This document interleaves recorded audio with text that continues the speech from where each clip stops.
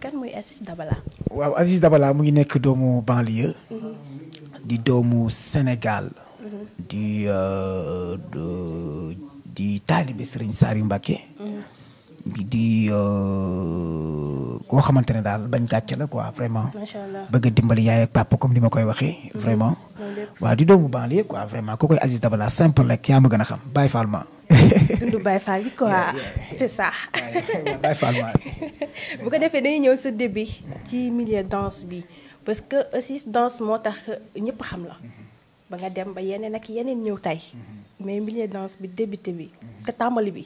naka la demee woon ku ne xam na ne commencement yombul nag tamit. waaw njëlbeen moom benn yomb ci njëlbeen yëpp a jafe muy fecc mi ak ci métier boobu mënti nekk mais dañuy sant yàlla bu baax parce que nit da ngay am option quoi da ngay am bëgg-bëgg da ngay sori vision. parce que boo duggee ci benn affaire tey jii nga ne man fecc laa ci duggee te bi ngay dugg ci fecc bi fecc mel na fi noo xamante ne fii ci Sénégal wax dëgg yàlla ñu bëri bëgguñu woon seen doom nekk fecckat. mais nag yàlla dimbali na ñu may ñu ay tanoor may nuyu samay mag samay xarit ku ci mel ni Pa Moussa Sonko suñu président. bi nga xamante ne moom moo association des danseurs et mbalax chorégraphe di nuyu sam papa Yéli Thioune borom Africa Ndigal groupe di nuyu Djili Mbaye Fall Aïssata Cissé borom Paris la France di nuyu Aïda Dada maa ngi koy nuyu Koura Mbaye mu saw parce que ñoom ñoo xàll yoon bi quoi ñoom ñoo tax ma dugg ci même Papa Ndiaye Thiou sama idole tamit waaw ñoom ñoo tax ma dugg ci aar bi te maa ngi seen biir ñu ngi liggéey bu am solo bientôt xam naa incha allah fekk ñi ngi dem dinaa la expliquer ci projet yi ñu nekk ak ñooñu vraiment di nuyu waa asos bi yëpp mais ñooñ ñoo xàll yoon bi ba tax tey ji ñun ñu dugg ci waaw parce que métier moom bu tekkee rek ku ne ciy bëgg a dugg waaw parce que tolloon na moment boo xamante ne kenn bëggul woon sa doom fecc nekk fecckat mais jamono ji wax dëgg yàlla fecc ji gars yi considéré nañ ko comme métier quoi vraiment wax dëgg yàlla mu nekkoon lu métti parce que boo nekkee ci banlieue bi gars yi xamuñu lu di liggéey yeneen xeeti liggéey yow nga choisir na da ngay danse te Sénégal d'habitude daawuñu gis góor bi fecc gi wala boog daawuñu ko nangu léegi day métti quoi mais bu yow mi opti métier bi yaay xam li nga bëgg xam ni lii jéem a convaincre ñi nga xamante ne tey jii gis nañu lii du métier nga convaincre leen jëm ci fayet ba egsi fi nga ci egsi loolu la mais sant yàlla bu baax daal vraiment métti woon na mais sant yàlla ak sant yàlla ku ne xam na ne danse bi yaa ngi ciy béy sa waar bu baax a baax macha allah lan ngay conseillé tey ndaw yi nga xamante ne nii dañu bëgg a dugg ci milieu danse bi te xamuñu fan la ñu jaar ba dugg ci lan nga leen di wax tey waaw booy de li ma leen wax ñu góorgóorlu rek wax dëgg yàlla parce que yoon bi yombul quoi vraiment te léegi kenn dimbaleetul kenn ku ne sa bopp nga tal jamono jii nii waaw parce que bëri na ñoo xamante ne ñu ngi def ay tentation yoo xamante ne wax dëgg yàlla dañuy nax xale yi quoi dañuy nax xale yi am na ñoo xamante ne nag naxante wuñu mais am na ñoo xamante ne dañuy ñëw jouer le jeu ndax booy quoi te affaire bi du foofu nañuy boo demee ba jekk da ngay xool li sa ginnaaw comme ni ko Pa Moussa Sonko di defee ak Yéli Thioune ak ñoom Djili Mbaye Fall ñoom Oumou Sow ak yeneen ñu Aïda Dada ni ñu koy defee ñoom Koura Mbaye loolu daa baax parce que métier boo gis am nañoo chaque jour bi dem révélation bu bees bi ñëw génération bi ñëw léegi génération boobu ni nga leen mën a dimbalee mooy teg leen ci code wan leen yoon bi te booy ñu ngi ci yoon tey génération buy ñëw ñoo la dàq fecc waaw mais nag fecc bi nekkul loo xamante ne ci télé bi kese la wala ci programme yi parce que nit il faut nga def professionnel yaa ko njëkk a def sa bopp dem jàngi ji ko dugg fu ci mel ni Watu Sita muy saalu Pa Moussa Sonko wala nga fexee dugg ci Sorano wala nga dem ci Africa Ndigal groupe wala nga dem yeneen groupe yi fi nekk quoi ndax groupe bëri na nga jàng xam-xam quoi boo jàngee nag dina la permettre nga mën a yàgg ci game bi parce que des fois damay taxaw nit ne ma Aziz Dabala temps yi da nga xew clip yëpp naa nga mag damay tiit parce que man ñaanuma yàlla naan damay xew man nekk fi rek laa bëgg te yàlla def na bi ba ma fi nekkee ba léegi macha allah maa ngi sant yàlla bu baax di bégal samay fans te ñëpp la bëgg sax waaw mais noonu la yàlla baax na dañoo baax ñëpp la bëgg noonu la rek parce que ne nga fecc dafa bëri ay façon waay est-ce que fecc mu ngi fa mu daan nekk ba tey waaw fecc yi xam nga métier moom mënul taxaw benn place ba ci seen métier bi nekkul fi mu nekkoon daaw xam nga avancement la quoi fecc mënul nekk fa mu nekkoon parce que àddina bi nekkul fa mu nekkoon c'est comprendre nga loo gis dafa am tànkam di dox moo tax yooyu ay mu nga fa mu nekkoon nag nañ def yëfi démb ak non tànk àdduna bi day dox waaw dafay dox quoi waaw da ngay ànd ak moom dox mënul nag dem nga ne da ngay taxaw yow te ñu ngi ci 2000 lan 2021 waaw bientôt 2022 nga ne yow yaa ngi bëgg a yem 90 sol 80 day metti quoi kon nañu ànd ak moom da ngay ànd àddina day dox noonu la ko yàlla bindee quoi ba tax na fecc bi mënul nekk fa mu nekkoon mais ñu ngi sant yàlla baax ñu ngi jéem a sensibiliser booy yi war a ñëw parce que tamit suñu métier bi dafa xaw a bëri détail xam nga dafa xaw a bëri détail ba tax na ñun nag ñu ngi fexee le tout ba génération bii di ñëw ñu teg ko fi baax te xale yaa ngi toj clip bi temps yi macha allah noonu la macha allah gis naa loolu ñoo ngi fiy wàcce aussi yaa ngi fecc ba tey waaw gars yi dañ ma bëgg a yóbbu retraite parce que xam nga tamit ci Sénégal moom boo jëndee benn affaire dañ naan moom mu ngi bëgg a bàyyi fecc bi de léegi da way affaire yooyu noonu démb bi ma nekkee Almadi benn maire xàmmewu ma mooy maire yi taxaw foofu di yelwaan jékki-jékki dama yow borom dabalaa bi nag mën nañ la de man da xàmmewu ma woon mais lii dàq dabalaa bi affaire yooyu noonu ma ne ko lii da moo dàq dabalaa bi waaye man damay liggéey man benn man kenn laa bu ñu exposé rek wax ma tey ji personnage bu ne mën nga koo def ci man loolu la ma yàlla bindee quoi mu ciy nuyu Fafa mbokkum yaay Salam Diallo nee na ma yow Aziz Dabala chaque weer nga changé yow yaa li yàlla dafa mel ne yaay yàlla quoi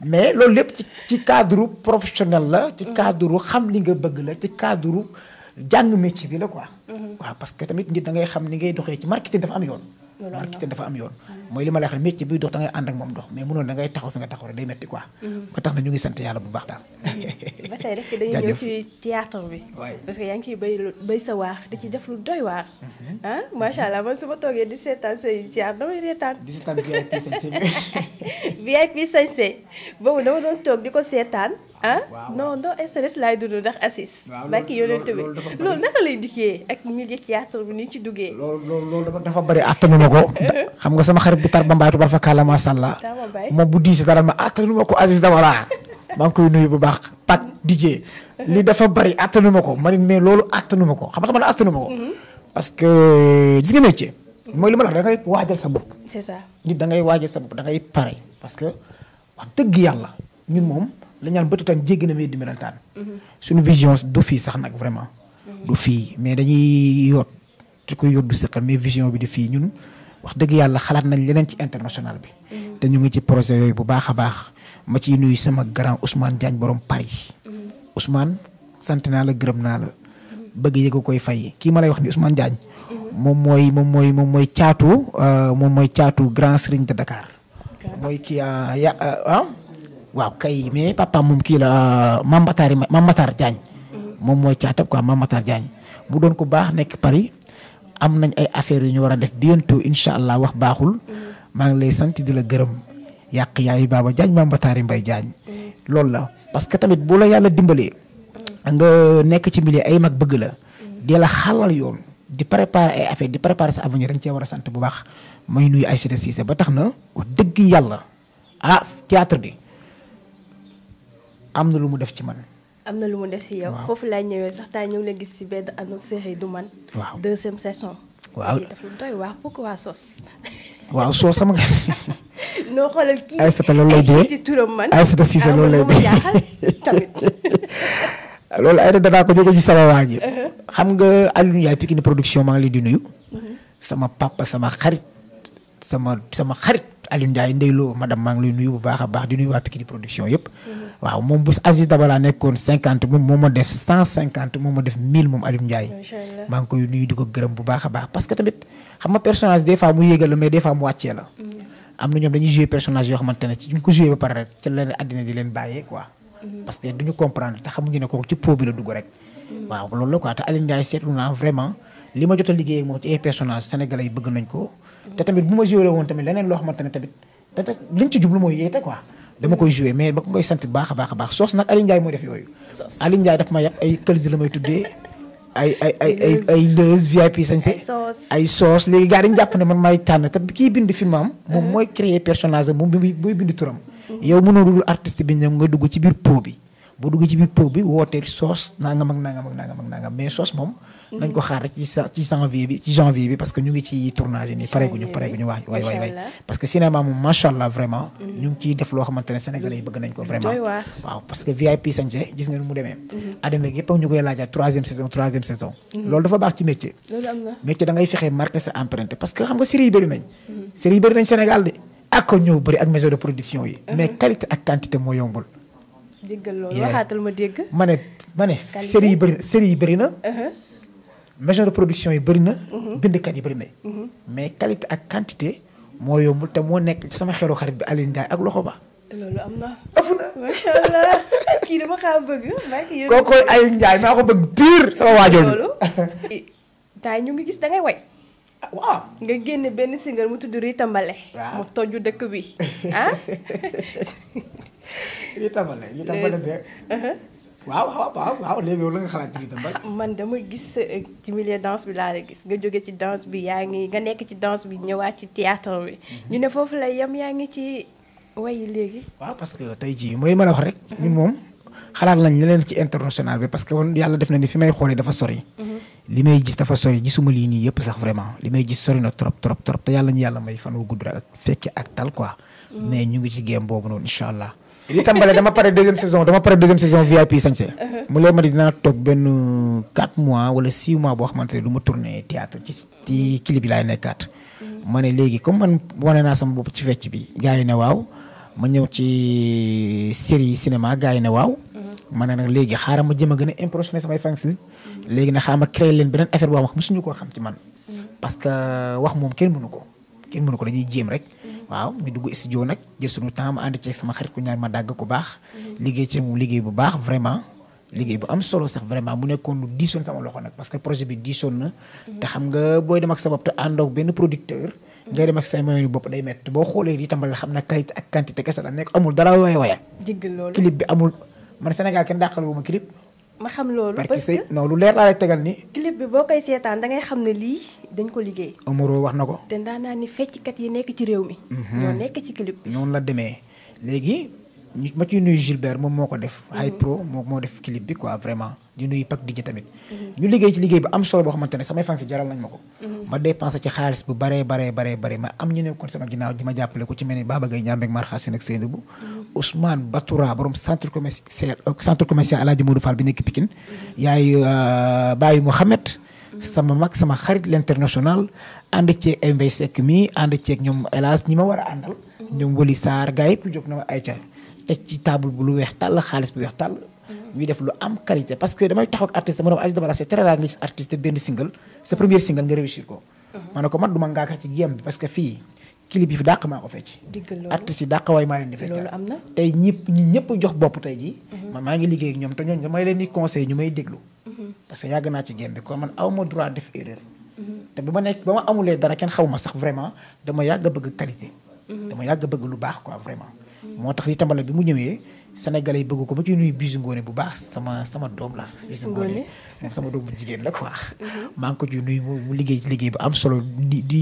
nuyu télé Sénégal yëpp parce que tamit site internet yéen ñi yéen a ko njëkk a xëccoo vraiment liggéey ci liggéey boo xamante ne jamono jot mun naa ne 6 mois yoo xamante ne tey Sénégal Aziz Dabala yi tambal la ngay dégg 6 mois depuis maa ngi ko jénnee depuis weeru koor te man la neex ma jékki-jékki rek ne dama koy tëj delluwaat ci parce que maa ngi waroon def domaine bi nga wax nii ak samay projet bopp yeneen projet macha allah mu nekk loo xamante ne rëccu ma ko quoi vraiment fi ma yóbbu xam naa ko ritambal léegi dafa succès bi nga xamante ni moom la àndal est-ce que xaaru nga ko ci waaw xam nga ni da ngay rafet njot kenn du dem xare naan damay daanu balaa càng tëdd sa kër boo dem xare da ngay jàpp ne da ngay am ndam ba tax na xare boobu noonu ànd nañ ci ñañ ci war a àndal waxtaan nañ ci ñañ ci war a waxtaanal ba tax na ba may dem confiance laa demee parce que yàlla nag mooy moo tali yàlla moo dogaloon na tey ritambale bi dina def benn coow bu ndaw dina yëngal tuuti àddina bi rek waaye dina yëngal tuuti rek parce que tamit wax dëgg yàlla am na yeneen ak yeneen yu gën a rëy yi tambale te mu ngi ñëw insha allah ba tax na daal sant yàlla bu baax vraiment dafa nekk single rek nga lancé mu génn wala dafa ànd ak album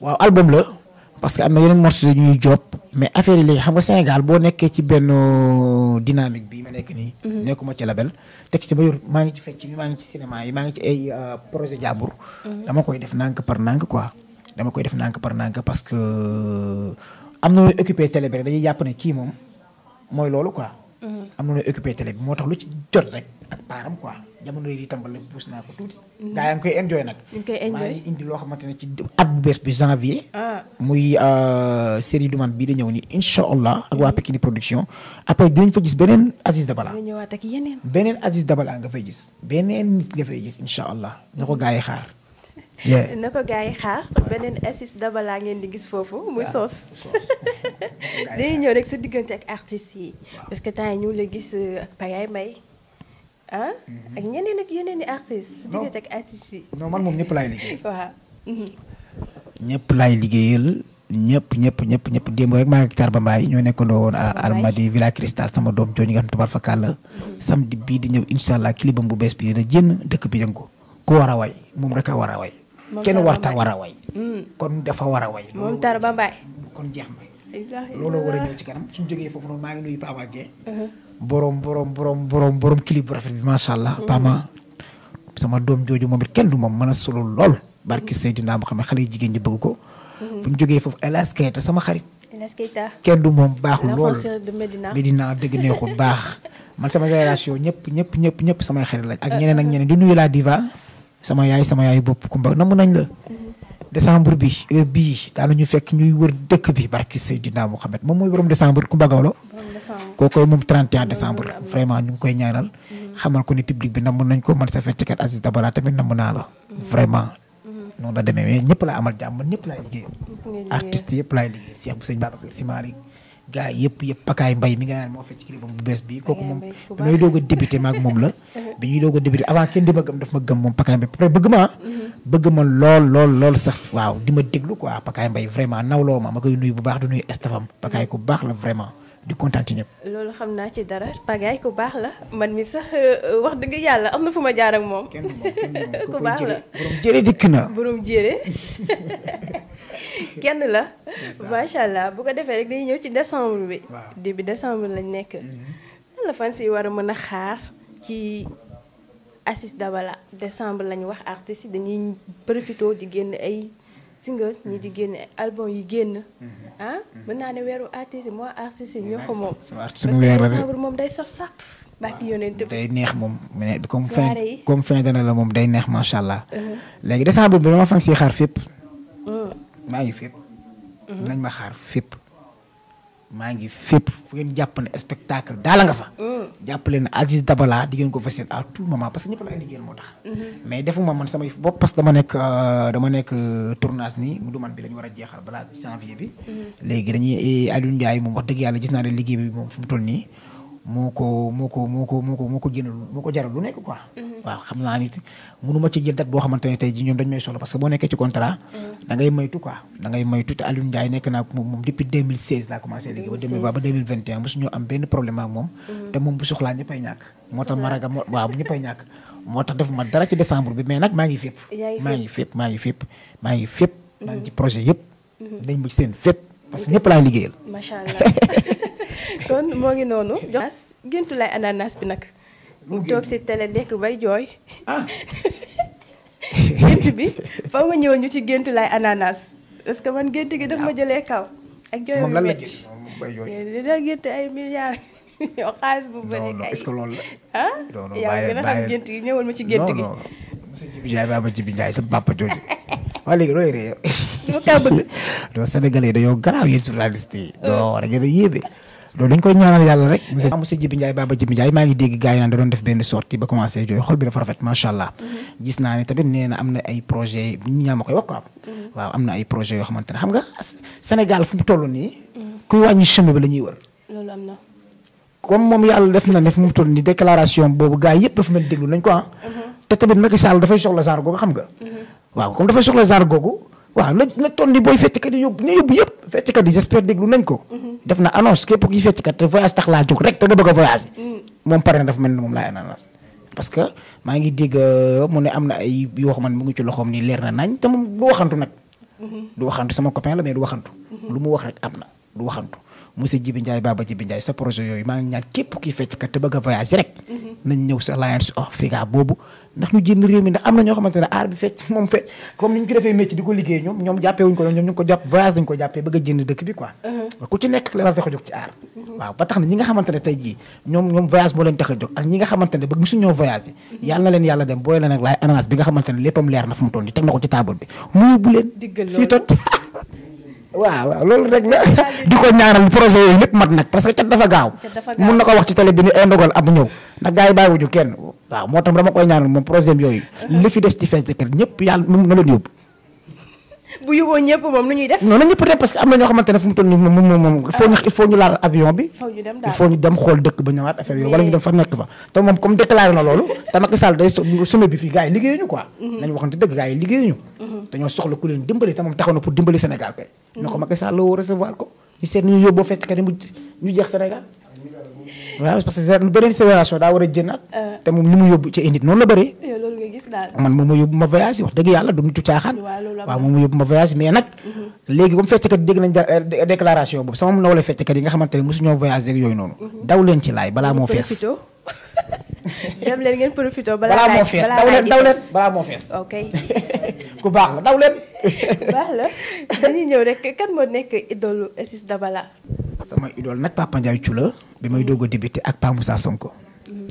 waaw Pa Moussa Sonko moom waxuma la idole sax mais sama référence ci lépp vraiment ak yéeni cuun waaw parce que am na loo xamante ne kenn du ko jarul sax wax na dañ cee teg seen bët quoi. waaw muy Sonko yaabu suñu président Pa Moussa li tax ñu def ko président ju fecc kër yi xam nañ ko quoi vraiment. lu tax ñu def ko xam nañ ko koo xamante ne toog a yow dama Aziz Dabala yow tey ñoo dem dëkk bi man ñu voyage dëkk bi nangam ak nangam mën na ko jaas man demaguma. am na ay liggéey yoo xamante dama nekk ci ay contrat fii nii. loo xamante ne maa ngi fayee ko maa ngi dimbali yaay maa ngi dimbali papa heure bu ma bëggee ñuy dem Europe gi noppaliku ci Sonko yaabo dinañ dem. ki lay yéene rek moo lay wax loolu. kay waaye parce que des fois xam nga àddina bi moom tentation yi dafa bëri. waaw des fois da ngay gis nit jógee fee gëmloo fecckat yi loo xamante ne mooy loolu booy fecce ba dagg duñ dem jëm ñaajo gii. mais Pa Moussa wax dëgg yàlla bokkul ci ñooñu vraiment Sonko yaaba kenn du yow. macha allah. ak yéeli cuun. dégg loolu. mu yóbbu woon Wally Seck jël lu mat ay 30 fecckat yóbbu leen yéeli cuun def loolu African Digal Group fii bëri na ay ndaaraan de. loolu am na kenn du moom macha allah sam papa. loolu am na ñëpp teg nañ seen bët. noonu la. macha allah émission pour tous moo ngi noonu. saa su ne rek dañuy def le tout rek pour béggal fans yi. dañuy pour ndaanaan nekk rek dañuy dem seeti ji la waxtaan ak yow ci sa carrière. moom wax dëgg yàlla macha allah tey na dal na. tey it yaa ngi ree ju neex parce que tamit nit dañ koy soxla kii présenté day ree lu ñor mu ree lu ñorul mu ree nga ree ma ree ñi ñuy seetaan ñuy seetaan dégg parce que àddina lépp teranga la gars yi barki Seydina Muhammad lépp teranga la bu kenn xeex kenn bu kenn jëppi kenn bu kenn xalab kenn parce que yàlla dafa bind scénario am teg ko yàlla mi bind scénario am dara am bettu ko fii ci àddina bi dara am bettu ko gars yi ba tax na nañuy ñaanalante at bu bees bi ñuy dugg vraiment yàlla na mbas bi yem ci 2021. allahumma amiin waay. bu mu dugg ci 2022 bi. ndax li mu ñu def moom mbas mi metti na saf na ba léegi ba tey jii nii dañuy négocier ak moom nii rek. loolu am na. te gars yi dem leen ngeen vacciné wu ci. ndax jeexagul des na ci dëkk bi. man Aziz Dabala maa ngi leen di wax képp ku vacciné wul demal nga jël rendez-vous vacciné wu ji parce que tamit wax dëgg yàlla ñun ñoo mën a xeex feebar bi quoi vraiment ñun ñoo mën a jàmmaarloog moom mu jeex gars yi. ci biir loolu di sant di gërëm di kontaan ci yéen di kontaan ci daam di kontaan ci yéen ñi ñëpp di leen xamal ne émission bi ala daw me na lañ koy wax. ala daw me na loolu la demee kontaan naa. kontaan continuer. mais Rita Mbale bi may ñu ci tuuti tamit loolu day doon lu may neex. Aziz fan si ñoo lay seetaan ma ci Rita Mbale namuñu ma de ndax chaque jour maa ngi leen di jox lu ñu bëgg. mais dañ lay nam mais namuñu ma ñu ngi chaque jour maa ngi leen di jox chaque jour ñu gis lu bees télé bi macha allah. chaque jour man Rita Mbale ndax ki yéete naa ko sax ah non dëgg la parce que fu mu toll nii maa ngi ci série fu mu toll nii. nga nekk si yeneen. maa ngi bopp bi fu mu toll daa occupé wu ci yeneen. mais nag parce que bañ koy jénnee dañ ko def uniquement pour jox leen pour ñu enjoy te ñu ngi koy enjoy fu mu toll nii. mais xam naa incha allah di ngeen ñu gis ci plateau décembre yi. boobaa ñu ànd ak yéen Rita Mbale rek. dégg loolu. daal di saf ba noppi. di wër sa parole fii rek la am kàcce ko Aziz Dabala bu joxoñee nooy def ak moom kaay dama koy rëkk mu daanu lii la yàlla dogal xoolal daal di samp micro woo ko ma wa yàlla ma tuuri ndox Samba Ndour bàyyi Mouhamed waaye da sa tët gi jaba càcc kaay càcc ca gi cara koo koy Samba Ndour coolu yow la bàyyi Mouhamed kenn du yow barki Seydina Muhammad xanaa kontaan nga. kontaan naa lii rek la sama xol sedd na fan si bëgg nañ. lii la macha allah. yàlla def jàmm. yàlla def jàmm. ëpp na merci beaucoup. jërëjëf Eva Aziz kontaan naa ci yow bu baax a baax. merci ci baax gi. Eva suñu soirée dañuy tëgg soirée fàtte naa ko si te yaa ngi naan ma projet yi la ci décembre bi oh. le 23 décembre ñu ngi 23 décembre. Pa Moussa Sonko suñu président. dafay def benn soirée boo xamante ne ñun association des danseurs ñoo ko def incha allah. le 21 décembre ñu ngi 5 gars yi. di ñaan képp kuy fan si Aziz Dabala wala képp kuy fan si Pa Moussa Sonko wala képp kuy fan si Yéli Thioune wala ku koy gis Aïda Dada. Oumou Sow Ndeye Gueye. Mame Bassi Ndiolé fekk ci démb. baa nga gis Yéli Thioune. Djili Mbaye Fall gars yi. ña nga 5 le 23. diggal loolu. xale yi ak mag ñi daal di jàmbaarloo. kon ku nam mu fecc rek. yii. le 23 ñëwal 5. grand compte petit la. diggal loolu. Pa Moussa yaa tëgg li su ko yàbb.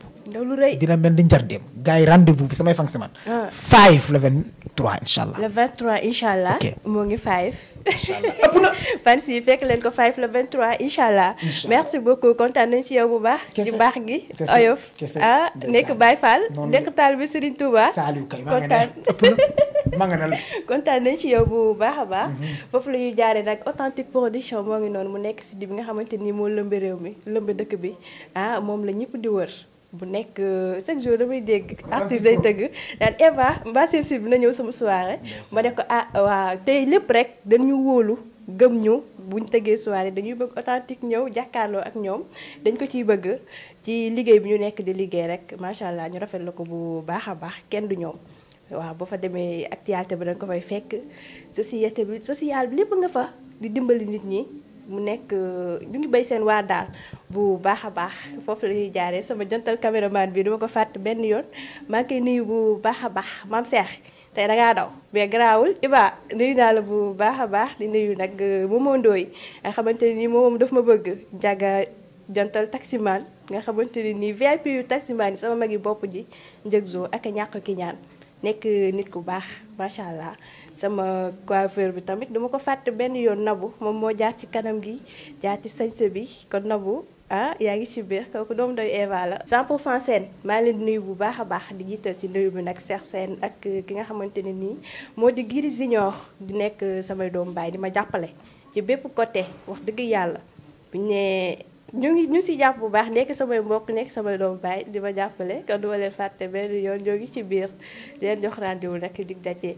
bientôt incha allah décembre lañ nekk dina neex dina yëgu